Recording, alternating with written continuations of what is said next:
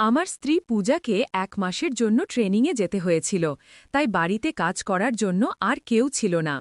তখন আমার স্ত্রী পূজা বলল, আমি আমার মাকে তোমার কাছে ডেকে আনতে পারি, যাতে সে তোমার দেখাশোনা করতে পারে। তখন শাশুড়ি মাও বাড়িতে আসতে রাজি হয়ে গেলেন। পূজা ১ মাসে ট্রেনিংয়ের জন্য কলকাতা চলে গেল। বাড়িতে আমি আর আমার শাশুড়ি মা, আমরা দুজনেই ছিলাম।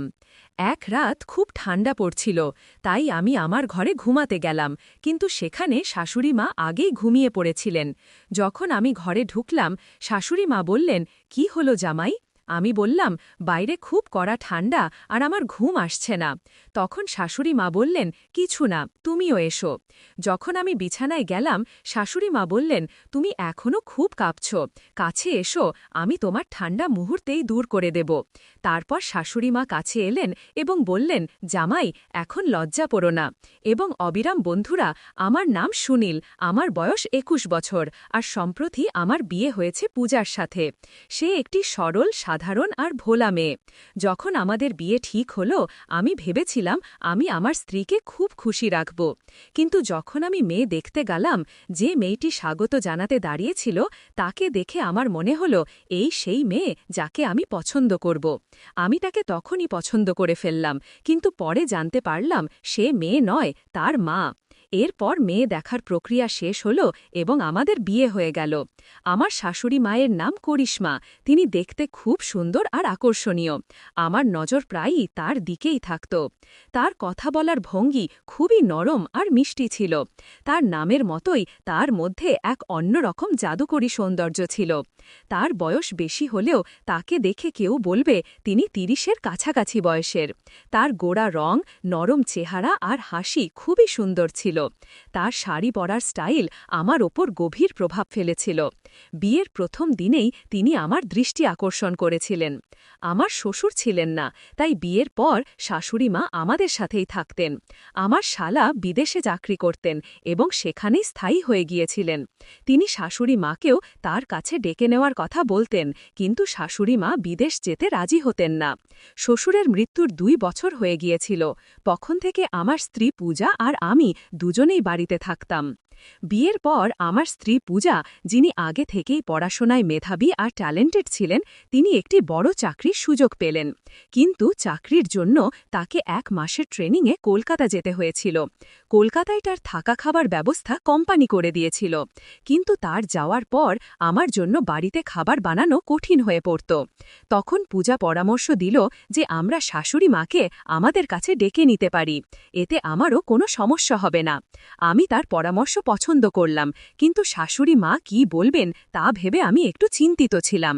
যখন পূজা শাশুড়ি মাকে সব ব্যাপারটা বুঝিয়ে বলল, তিনি বললেন, আরে এ তো খুব ভালো কথা, তুমি নিশ্চিন্তে ট্রেনিংয়ে যাও, আমি জামাইয়ের পুরো খেয়াল রাখব। তার কথা শুনে আমিও ভালো লাগল। পরের দিন আমি শাশুড়ি মাকে গ্রাম থেকে শহরে নিয়ে এলাম। তিনি এতদিন গ্রামেই থাকতেন আর শহরের পরিবেশ থেকে একেবারেই অজানা ছিলেন। যখন আমি তাকে বাড়ি দেখালাম, তিনি বললেন, জামাই, তুমি তো খুব সুন্দর বাড়ি বানিয়েছ আর অনেক উন্নতি করেছ। তিনি আমার গাড়ি আর নতুন বাড়ির অনেক প্রশংসা করলেন। তার কথায় আমি ভেতরে ভেতরে খুব খুশি হচ্ছিলাম। পরের দিন পূজাকে ট্রেনিংয়ে যেতে হয়েছিল। সে রাতেই তার প্যাকিং শেষ করল। সকালে আমরা ৩ জন তাকে স্টেশনে নামিয়ে দিতে গেলাম। তাকে বিদায় দিয়ে ফেরার পথে শাশুড়ি মা বললেন, জামাই, এখন আমরা বাইরে আছি, বাজার থেকে সবজি কিনে নিই। আমি সঙ্গে সঙ্গে গাড়ি বাজারের দিকে ঘুরিয়ে দিলাম। সেখানে শাশুড়ি মা যখন সবজি কিনছিলেন, প্রতিটি সবজি খুব মনোযোগ দিয়ে বেছে নিতেন আর প্রতিবার একটু একটু দরদাম করতেন। তার এই অভ্যাস আমার খুব পছন্দ হল। আমি শাশুড়ি মাকে বললাম, শাশুড়ি মা, পূজা তো কখনো সবজি বেছে নেয় না, দোকানদার যা দেয় তাই নিয়ে নেয়। এতে শাশুড়ি মা বললেন, আরে সে এখনো ছোট, এসব জিনিসের তেমন বুঝ নেই। আমি বললাম, আচ্ছা, এমনই। তারপর আমরা বাড়ি ফিরে এলাম। বাড়ি এসে আমি শাশুড়ি মাকে বললাম, শাশুড়ি মা, আপনি ভেতরের ঘরে ঘুমিয়ে নিন, আমি হলেই ঘুমিয়ে নেব। এতে শাশুড়ি মা বললেন, আরে না, আপনি আপনার ঘরে ঘুমান, আমি হলেই ঘুমালাম। শেষ পর্যন্ত আমি হলেই ঘুমালাম।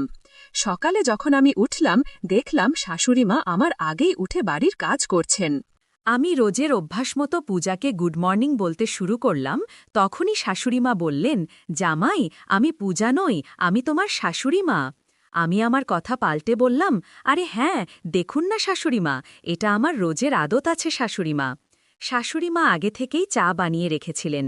তিনি চায়ের কাপ হাতে নিয়ে ওড়না ঠিক করতে করতে আমার কাছে এলেন। তিনি বললেন, এখন আপনাকে নতুন অভ্যাস গড়তে হবে। আমি বললাম, আচ্ছা, কেমন অভ্যাস? তিনি বললেন, চলুন আগে চা পান করুন, আমি আপনার জন্য বিশেষ মশলাযুক্ত চা বানিয়েছি। আমি চা পান করলাম এবং সেটা সত্যিই খুব সুস্বাদু ছিল। শাশুড়িমা জিজ্ঞাসা করলেন, জামাই, চা কেমন লাগল? আমি বললাম, সত্যিই খুব ভালো হয়েছে, মশলাদার, ঠিক আপনার মতো। তিনি বললেন, আমার মানে? আমি বললাম, আপনার মতো মিষ্টি আর প্রিয়। তারপর আমি হাসতে লাগলাম, আর তিনি বললেন, আপনার কথায় মিষ্টতাও কম নেই।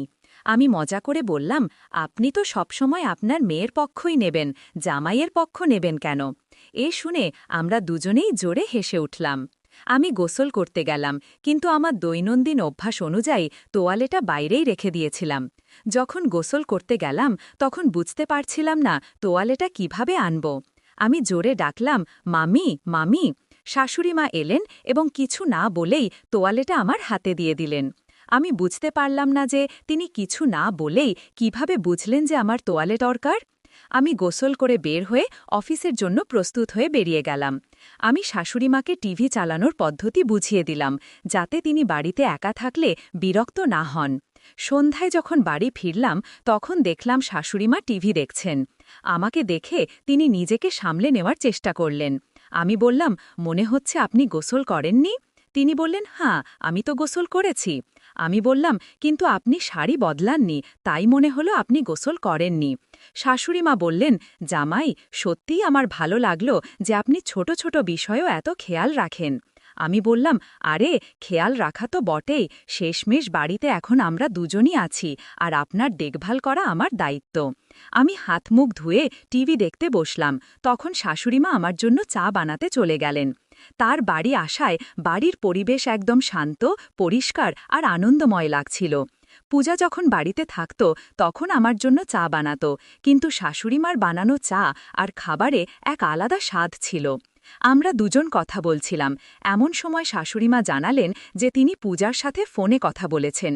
সে আমাকে খুব মিস করছে এবং আমার সম্পর্কে অনেক কিছু বলছিল। আমি জিজ্ঞাসা করলাম, পূজা কি বলছিল? শাশুড়িমা বললেন, কিছু বিশেষ না, শুধু এমনি। আমি একটু গভীরভাবে জানতে চাইলে তিনি বললেন, আরে, সে বলছিল যে তুমি গোসল করতে গেলে প্রতিদিন তোয়ালে বাইরে ভুলে যাও। এ কথা শুনে আমি হেসে উঠলাম। শাশুড়িমাও বললেন, হ্যাঁ, এটা তো তোমার দৈনন্দিন অভ্যাস। তারপর তিনি বললেন, তোমারও পূজাকে খুব মিস হয় নিশ্চয়ই? আমি উত্তর দিলাম, হ্যাঁ, খুব মিস হয়, কিন্তু আমি 1 মাস পর্যন্ত ফিরতে পারবো না, তাহলে কি করব? শাশুড়িমা হেসে বললেন, আরে, আমি তো আছি তোমার দেখভালের জন্য, আমি কি তোমার কোনো কিছুর অভাব হতে দেব? আর যদি কোনো অভাব মনে হয় আমি সেটাও পূরণ করে দেব। এ কথা শুনে আমি অবাক হয়ে তার দিকে তাকালাম। তারপর আমি শাশুড়িমাকে বললাম, শাশুড়িমা, পূজার চলে যাবার পর থেকে আমাকে হলঘরে ঘুমাতে হচ্ছে, এখন আমার অভাব কে পূরণ করবে? শাশুড়িমা উত্তর দিলেন, জামাই, আপনি টেনশন নেবেন না, যদি হলঘরে ঘুমাতে অসুবিধা হয় তাহলে আপনি ঘরে এসে ঘুমাতে পারেন, আমার কোনো সমস্যা নেই। আর যাই হোক, সেই বিছানা বেশ বড়। তার কথা এমন কিছু ছিল যা আমি বুঝতে পারছিলাম না। আমি তাকে বললাম, ঠিক আছে। তারপর আমরা দুজন একসাথে খাবার খেলাম। শাশুড়িমা খাওয়ার পর নিজের কাজে ব্যস্ত হয়ে গেলেন এবং পরে ঘরে এলেন। তিনি আমার জন্য 1 গ্লাস দুধ নিয়ে এলেন। আমি বললাম, শাশুড়িমা, আমার সন্ধ্যায় দুধ পান করার অভ্যাস নেই, কিন্তু তিনি খুব জোর করতে লাগলেন, তাই আমি দুধ পান করলাম। এরপর তিনি বিছানার একপাশে শুয়ে পড়লেন আর আমি অন্য পাশে। আমাদের মধ্যে বেশ দূরত্ব ছিল। রাতে কখন ঘুম এসে গেল টেরই পেলাম না, কিন্তু মনে নানা চিন্তা ঘুরছিল। সকালে উঠে দেখলাম শাশুড়িমা এখনও ঘুমাচ্ছেন। আমি তার দিকে তাকালাম, তিনি ঘুমে খুব সুন্দর লাগছিলেন। আমি তাকে দেখেই চলেছি, এমন সময় তার চোখ খুলে গেল এবং তিনি আমাকে দেখে ফেলেন। তিনি হেসে বললেন, জামাই, আপনি কখন উঠলেন? আমি বললাম, এখনই। তিনি বললেন, রাতে আমার খুব ঠান্ডা লাগছিল, আমি আপনাকে জাগানোরও চেষ্টা করেছি, কিন্তু আপনি উঠলেন না আর সমস্ত কম্বল নিয়ে একাই ঘুমিয়ে পড়লেন। আমি হেসে বললাম, শাশুড়িমা, আমি ঘুমিয়ে পড়েছি, টেরে পাইনি। তারপর আমি ডিউটির জন্য বেরিয়ে গেলাম, কিন্তু সারা দিন তার কথা ভেবেই কাটল। শাশুড়ি মা পূজার চলে যাওয়ার পর আমার সাথে খুব খোলামেলা কথা বলতে শুরু করেছেন। এমনটা গত 4 মাসে হয়নি। আমার মনে হল সম্ভবত শ্বশুরের না থাকায় তিনি একাকিত্ব অনুভব করছিলেন। সন্ধ্যায় বাড়ি ফিরে দেখলাম প্রতিদিনের মতো তিনি আমার ঘরে। আমি হেসে বললাম, আজ ঠান্ডায় আমাকে ছেড়ে দিও না। আমি কম্বল দিতে গিয়ে বললাম, আপনি নিন, আমি কম্বল ছাড়াই ঘুমিয়ে পড়ব। এতে তিনি বললেন, আরে এখন ঠান্ডার মাস চলছে, আর যাই হোক পূজাও তো তোমাকে ছেড়ে চলে গেছে, এখন বাড়িতে শুধু আমরা দুজনই আছি, কে এসে আমাদের দেখবে। আমি কম্বল নিয়ে ঘুমানোর চেষ্টা করলাম। শাশুড়ি মা আমার জন্য দুধ এনে রেখেছিলেন, কিন্তু আমি দুধ পছন্দ করতাম না, তাই তা পান করিনি। গ্লাসটি টেবিলের নিচে রেখে দিলাম। শাশুড়ি মা জিজ্ঞেস করলেন, দুধ খেয়েছ? আমি মিথ্যা বললাম, হ্যাঁ খেয়েছি। কিন্তু তার এই প্রশ্নের পর আমার ঘুম আসছিল না। শাশুড়িমা ঘুমিয়ে পড়েছেন বলে মনে হচ্ছিল, কিন্তু কিছুক্ষণ পর আমি টের পেলাম যে তিনি ঘর থেকে বেরিয়ে গেছেন। আমি ভাবলাম হয়তো কোনো কাজে গেছেন। কিছুক্ষণ পর তিনি ফিরে এসে আমার পাশে বসলেন। তিনি আমার কম্বল টেনে নিলেন এবং পূজার মতো আমার খুব কাছাকাছি চলে এলেন। আমি বুঝতে পারছিলাম না কি ঘটছে এবং সামনে কি করা উচিত। অবশেষে আমি হঠাৎ চোখ খুলে দেখলাম শাশুড়িমা তার ফোন পাশে রেখে সব রেকর্ড করছিলেন।